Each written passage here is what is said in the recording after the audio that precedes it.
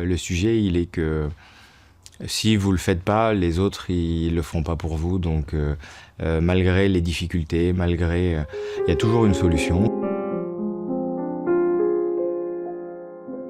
Je m'appelle Yann Decker, donc j'ai 42 ans. Je suis marié à Émilie, donc ma conjointe, avec qui on a 2 enfants, Noah et Elsie.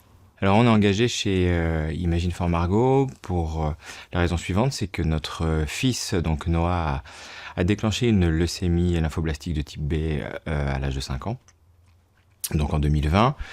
Et quelques années après, plus exactement 3 ans après, c'est sa sœur qui a déclenché également la même leucémie, de type lymphoblastique de type B aussi, et ce qui nous a amené à nous poser beaucoup de questions sur l'origine de ces maladies-là. On avait besoin d'aller plus loin, qu'on avait besoin rechercher des réponses pour bien sûr nos enfants, savoir pourquoi eux plus que d'autres, est-ce qu'il y a un risque plus important pour eux demain de récidive?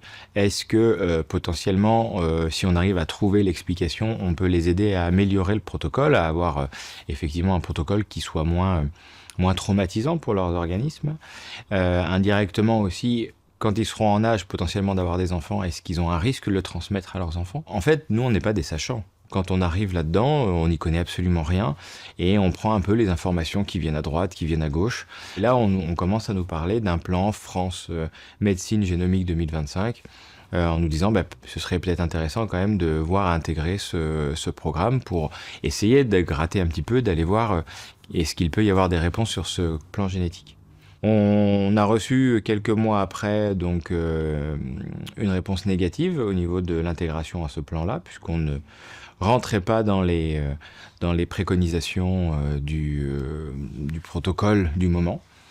Et ça nous a un peu vexé. Je pense que la motivation a été un peu la motivation de la colère sur le moment. Donc on est parti là-dessus dans un communiqué de presse et puis les médias se sont un petit peu emparés du sujet. On a demandé à rencontrer notamment des personnes comme Madame Macron qui nous a conseillé de nous rapprocher notamment de l'association Imagine for Margot. On a reçu hier l'information comme quoi notre dossier était réévalué, était en tout cas reconsidéré et on pouvait intégrer le fameux plan France Génomique 2025.